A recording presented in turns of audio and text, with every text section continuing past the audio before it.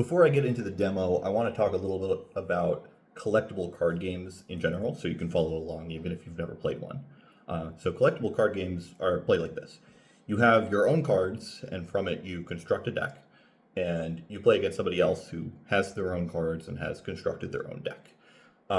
So from a strategy perspective, you have the in-game gameplay, and then you also have the other aspect, which is choosing a strategy that you think is going to pair well against what other people are doing, and also refining it to have be more efficient and more powerful, but also have maybe you have specific cards meant to counter one strategy if you expect to see them a lot.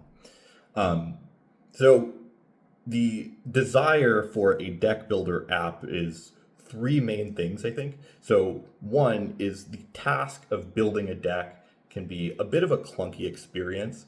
You have your own cards, and if you want to just play the best deck, determine the best strategy, you don't want to think about just the cards you own. You want to think about all the cards in the game. And additionally, you might have more than what is legally allowed to be played in a deck. Flawed, you can have 3 of the same card in a deck. Maybe you have 10 copies. You don't want to be flipping through those. It's all a distraction compared to what you're trying to do, which is make your deck. So just having a database, which is going to automatically give you exactly 3 copies of every card. You can filter it, you can query it. It makes it a lot smoother of an experience. Second, in physical cards, you're often going to be deconstructing your deck to take cards and put them in another deck. This happens very commonly. Sometimes you're just doing something experimentally and you abandon it, or something is good for a while and then it's not so good and you want to build the deck again just to try it again. And you want to have a record of everything that you've ever built before, or at least some of them. And thirdly, when you go to a tournament, you play the same deck for the entire tournament. You need to lock it in, and you do that by submitting a deck list. If you write it all out by hand, you can do that, but you might make mistakes, and it's a real shame to go spend your weekend going to a tournament and then you lose because you have penalties for that reason, because you made a mistake.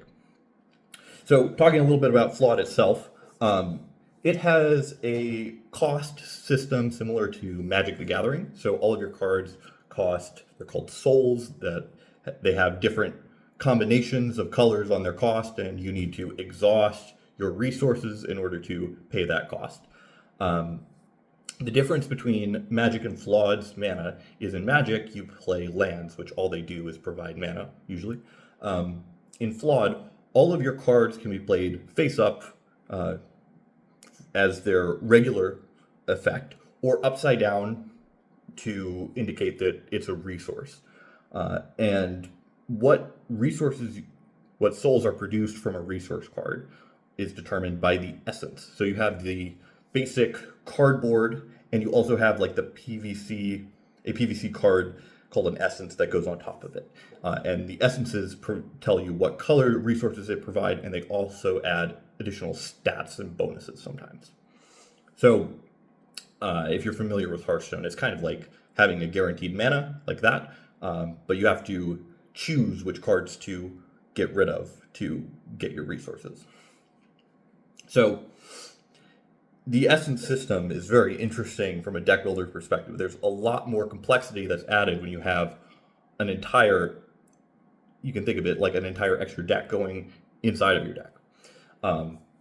And all of the needs for a deck builder app is complexified. It's doubled. You really want it for this game. For many games, you can, and there are apps like this where they have a deck builder for one game, and then they have a deck builder for another, and it's basically the same thing with a different set of PNGs. Flawed really needed something special to handle the overlays. And I thought it would be a really interesting challenge from the perspective of user experience. How do you make this intuitive for people? So let's get into that. All right, so here we are in the deck builder. We have a black and red deck, or fire and dark deck, in progress here.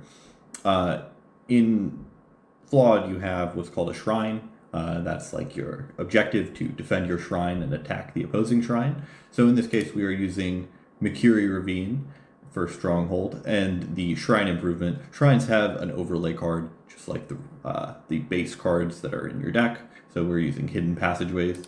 I can remove Hidden Passageways just by clicking on it, and it goes away. I really want to show off the parts of the app that are not as intuitive. Most of it you can figure out on your own. But for example, the right clicking, I can move between by using the arrow keys or clicking these buttons. Let's go over to the deck mode to look at the base cards and essences.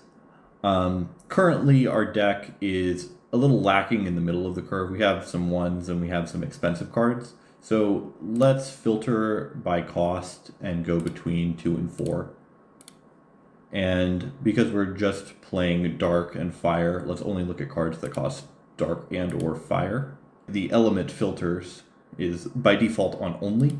You can switch to and that means they have to overlap, or, which includes cards that have at least one of the things that you've selected. So this guy has an error in his cost as well. For the essences, same deal with the element filters. I can look for soulless and soulful by just typing in there. Essences have a number in the bottom right, as do base cards, and the combination of the two needs to add to 6 or less in order to be legal. In this case, all of my cards are more expensive than that, except for Assassin.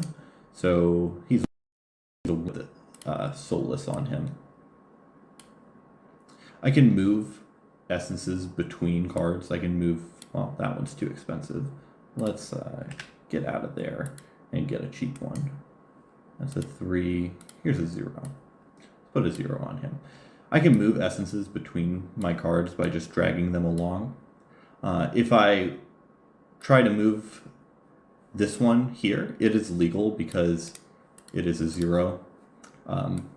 But I couldn't swap soulless back over here because it'd be too expensive. So that's just removing soulless instead of swapping it. The identities of all of the cards are recorded.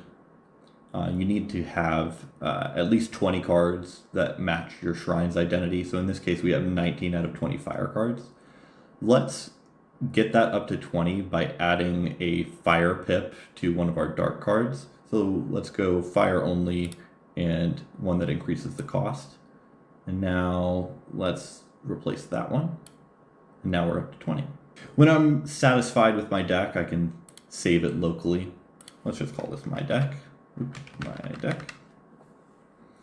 If I want to share my deck with my friends, I can go over here and copy the deck code.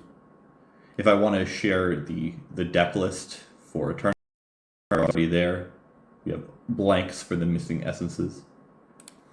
I can load my control deck that I've previously built by going over here.